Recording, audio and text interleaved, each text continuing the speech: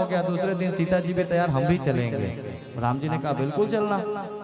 अब वो तीसरे दिन फिर वैसे ही चावल दाल लेकर के पत्तल बनाया। पहले तो पत्तल एक पत्तल में बना करके बढ़िया लगाया। अब जानता था राम जी आएंगे तो एक नहीं 2 पत्तल बनाया। 2 पत्तल बना करके 2 थाली में रख करके फिर से वैसे ही ओ मेरे राम आए। और भैया अभी राम जी के साथ सीता भी, मतलब राम जी को बुलाना है तो ओ मेरे राम आइए, मेरे भोजन का भोग लगाइए। राजा राम आइए, मेरे राम आइए, मेरे भोजन का भोग लगाइए, मेरे भोजन का भोग लगाइए, मेरे भोजन का भोग लगाइए। भगवान जाने लग गए तो मैया सीता को लेकर के गए, उसको नहीं मालूम है। और सीता मैया और राम जी आकर के फिर उस थाली में दोनों क्या बोले, अब ये कौन? बोले ये हमारी पत्नी। अच्छा इनको भी भोजन देना पड़ेगा। अब बेचारा उसी में जो 2 के लिए, अब उसमें फिर से मैया सीता को भी भोजन कराया और बढ़िया भोजन कराया। तो सीता मैया देख रही हैं कि वहाँ 56 भोग था, चांदी की थाली में था। यहाँ परसा पत्तल में, पलाश के पत्तल में मिट्टी में रखा खाना भगवान खा रहे हैं, धूल मिट्टी वाला।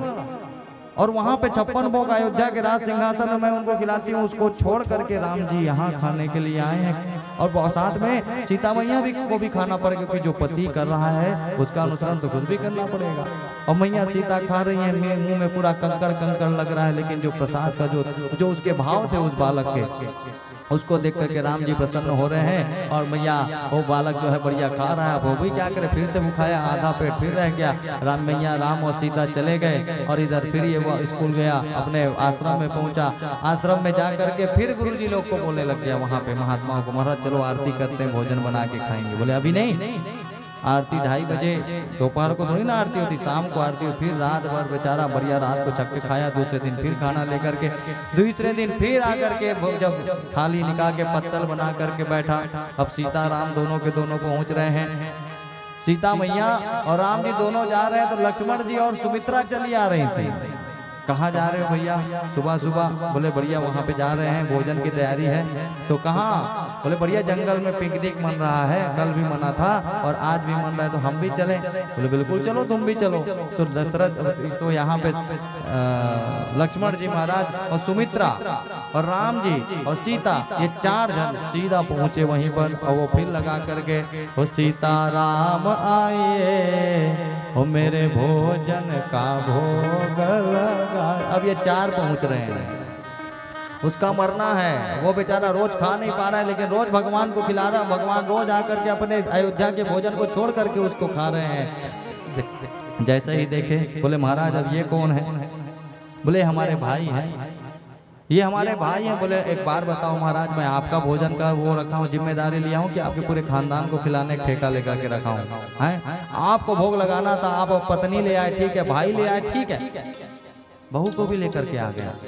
सब यहीं आके खाओगे, यहीं पे, वो रोज खाना नहीं मिल रहा है। और दशरथ जी महाराज, लक्ष्मण जी महाराज सोच रहे हैं कहाँ फंसा दिए भैया हमको। और वो बड़े क्रोधी स्वभाव के, जो उनको ये कहे तुमको खाने के लिए बुलाया था क्या? आ तो गए, तुमको खिलाने के लिए बुलाया था क्या? ऐसा लक्ष्मण जी को उसने कहा, तुमको बुलाया थोड़ी गया था। लक्ष्मण जी चुपचाप बैठे और चुपचाप खाए हैं राम जी के साथ, क्योंकि बड़े भैया खा रहे हैं तो खाना तो पड़ेगा। साधारण रूप में फिर उन लोगों ने वैसे ही भोजन किया। और सब लोग चारों के चारों, दोनों भाई और दोनों जो बहू थी, सो वापस गए हैं भोजन करके। ये बेचारा भूखा फिर से पेट कलबला रहा था, वापस गया। वापस जाके फिर गुरुजी को बोला महाराज चलो आरती करो, 2:30 बजे, कोई बात नहीं, रोज भूखा रहना पड़ता है, गैया चराने के लिए भेज देते हो मेरे को, रोज भूखा रहना पड़ता है। बोले अरे कैसी बात करते हो, आज कुछ नहीं, ऐसे ही रहो।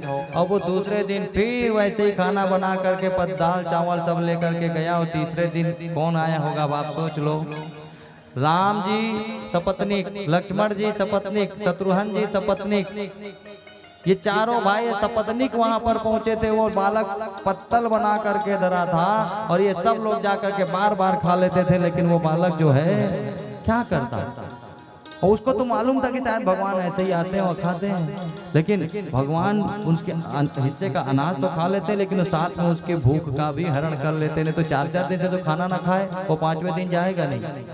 वो जाएगा ही नहीं, भोग लगाएगा ही नहीं। साधारण व्यक्ति हो जो भजनानंदी ना हो वो तो लगाएगा ही नहीं, बोले सब तो रोज करा जाता है, हम लोग लगाएंगे क्या? सवा मनी का भोग लगता है, अगर आधा गायब होना लग जाए तो सच सच बताओ। सवा मनी का भोग लगाते, बोले महाराज एक गंजी खीर का भोग भगवान को लगना है, अगर ये मालूम पड़ जाए कि आधी गंजी खीर हमेशा गायब हो जाएगी तो जानते हो भगवान के पास पूरी गंजी नहीं दिखाई जाएगी, पूरी गंजी नहीं दिखाई जाएगी, एक कटोरी दिखाई जाएगी। इसमें का आधा गायब करो, आधा को हम अपनी गंजी में मिला लेंगे और खा लेंगे।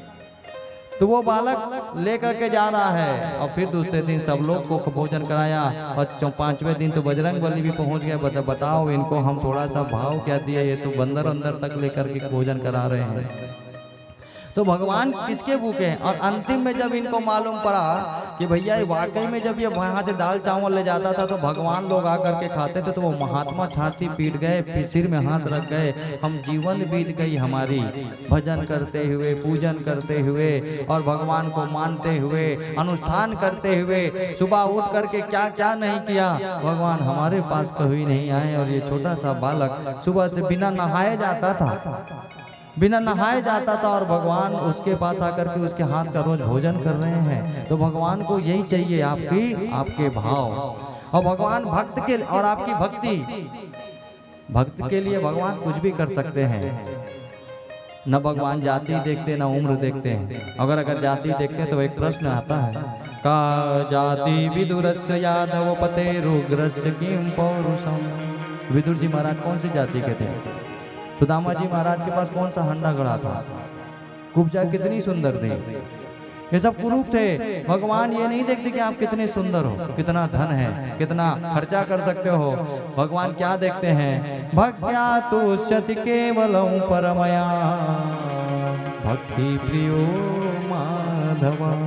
भगवान को भक्ति प्रिय है और जब तक भक्त है तो भगवान है। कहते ना, जब भक्त नहीं होंगे भगवान कहाँ होंगे। और जब भगवान नहीं होंगे तो हर एक समस्या का समाधान कहाँ होंगे। जब भक्त नहीं होंगे भगवान कहाँ होंगे। हर एक समस्या का समाधान कहाँ होंगे।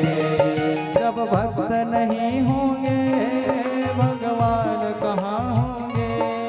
जब भक्त नहीं होंगे भगवान कहाँ होंगे। जब भक्त नहीं होंगे भगवान कहाँ होंगे।